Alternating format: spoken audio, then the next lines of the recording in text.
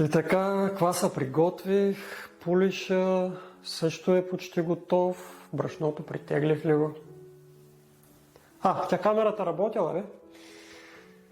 Здравейте, здравейте, приятели на хляба! Случвало ли ви се по някакъв повод да искате да приготвите малко по-специален хляб или хлебчета и да се чудите точно какви? Или пък просто така да се поглезите малко с нещо вкусно, което в същото време да изглежда и красиво. В такива случаи мога да ви предложа хлебчетата от днешното видео, които приготвям в две различни форми. За да разберете какви са те и как ги приготвям, гледайте до края на видеото. А видеото, което ще се появи в горния десен ъгъл, ще ви покаже начинът, по който ги оформям. И така, аз се отправям към кухнята и се залавям за работа. Ще приготвя пулиша последния начин. 0,5 грама прясна мая, ето едно такова количество, колкото бобено зърно.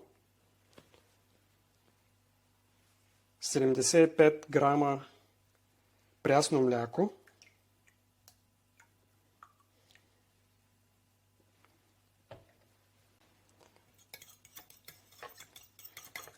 Разбърквам, за да се разтвори маята поне малко в млякото.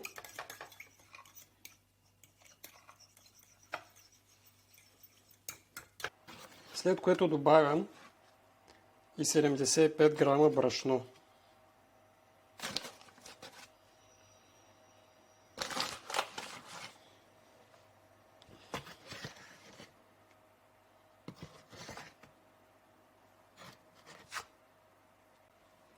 Следва едно добро разбъркване.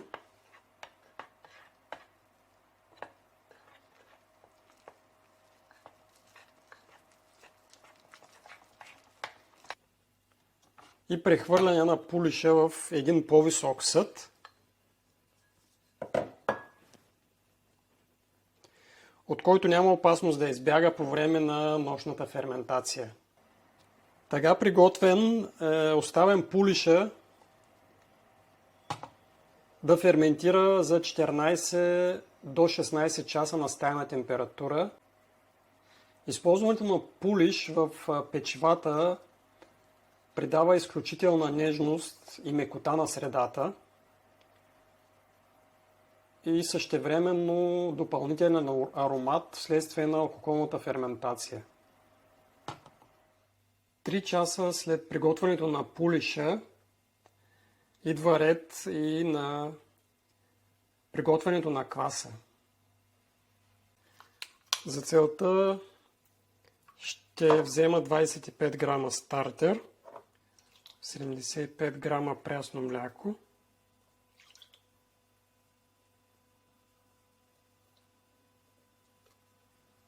и 75 грама брашно.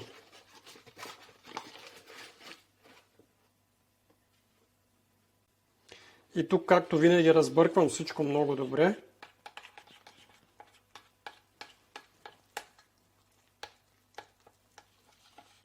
И повтарям упражнението с смяната на съда.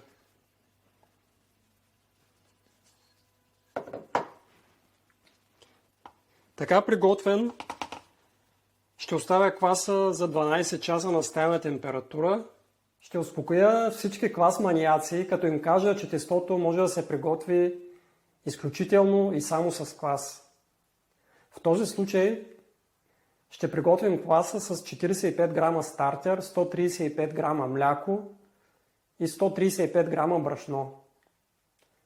А за тези, които не искат или нямат квас, пулишът се приготвя с 150 грама мляко и 150 грама брашно. Като към това добавим 1 грам прясна по възможност биомая. За месенето на това тесто ще използвам метода All-in, т.е. всички продукти едновременно поставени в купата на миксера. Ето ги и самите продукти. 60 мл прясно мляко, като в последствие може би ще добавя още 30-40 грама, понеже работя с ново брашно. и не съм запознат с възможностите му да поема течности. Следват 150 грама пулиш, –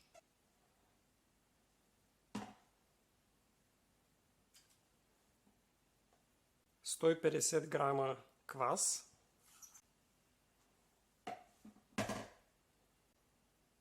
следва едно яйце, 25 грама захар, 350 грама бяло брашно.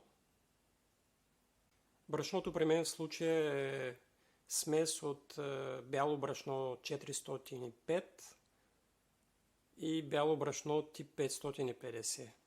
Добавям 10 грама сол и 65 грама краве масло.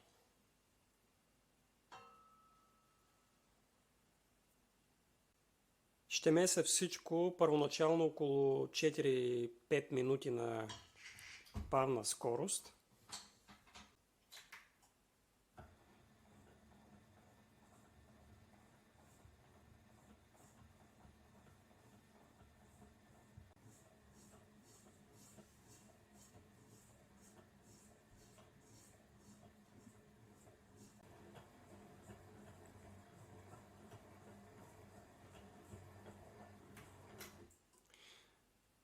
Сега ще проверя твърдостта на тестото.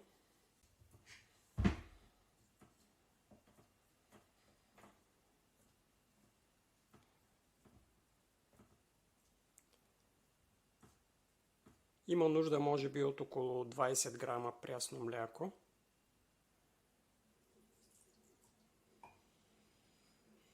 След добавянето на млякото продължавам отново на бавна скорост.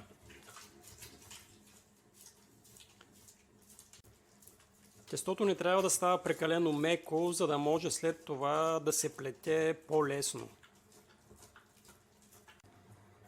Всичко се смеси добре, така че сега мога да премина вече и на по-бърза скорост.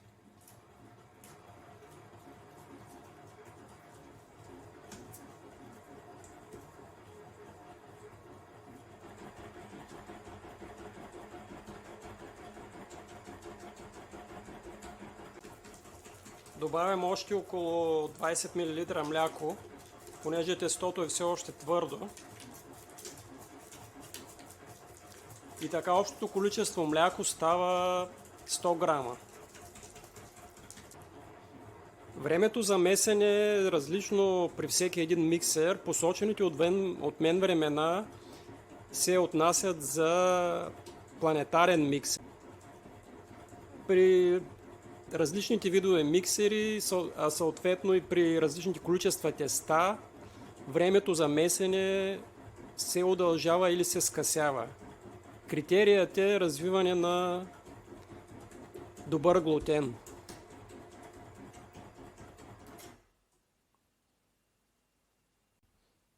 Сега ще направим проверка на тестото.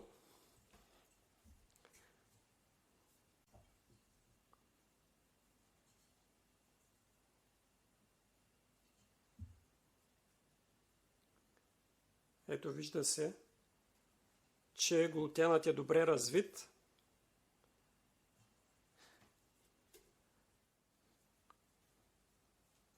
Ето доста добро тесто се получи за тази ниска хидратация.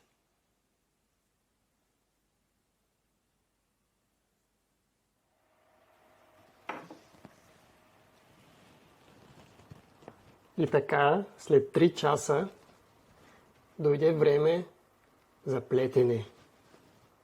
Ето го и нашето готово тесто.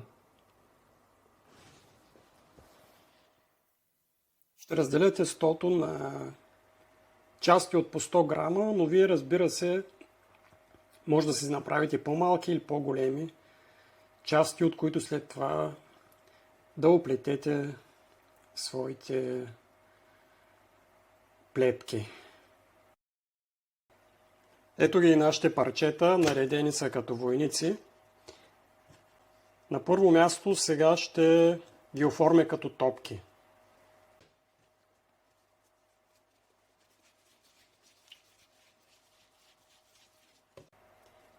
След оформянето на топки, Започваме с първото удължаване.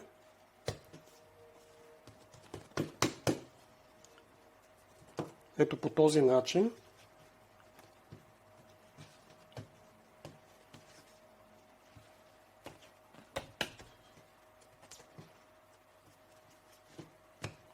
Без да се дава много напрежение при оформянето така на дълго, за да може след това по-лесно да ги удължим.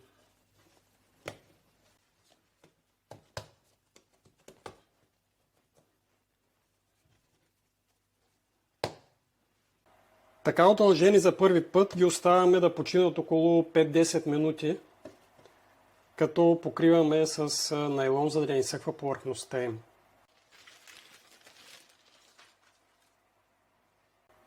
След като тестото се отпусна, около 5-10 минутки, продължавам с удължаването на фитилите.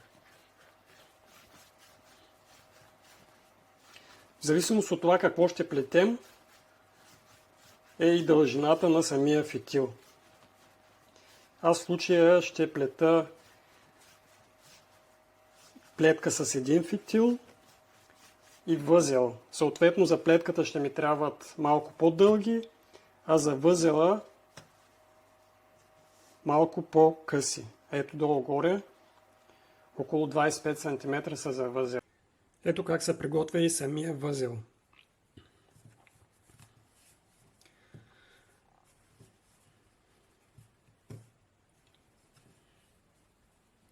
Между другото, подробно видео за приготвянето на възела и на плетката ще ви излезе в горния десен ъгъл.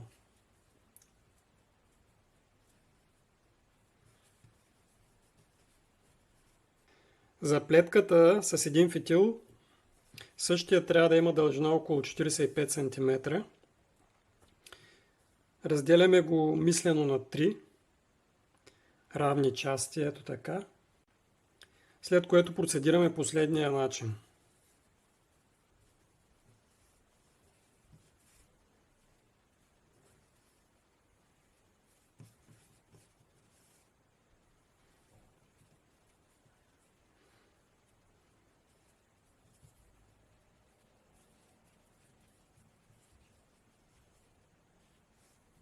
След като нашите сладурковци са готови и сплетени, ги подреждам върху тава с хартия за печене,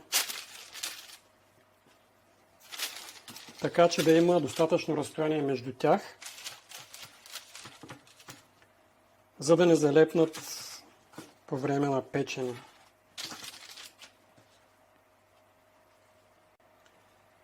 Следва, разбира се, задължително намазване с яйце.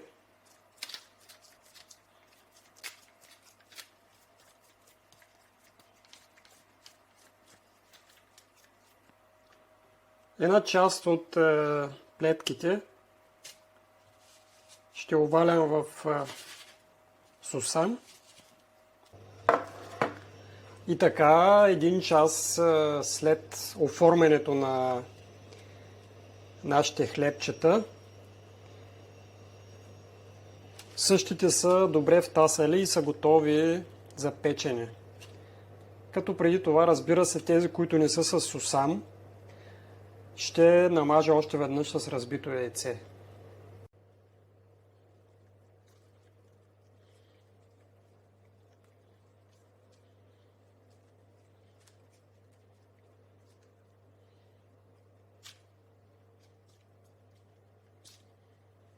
След 18 минути в фурната нашите хлебчета са готови.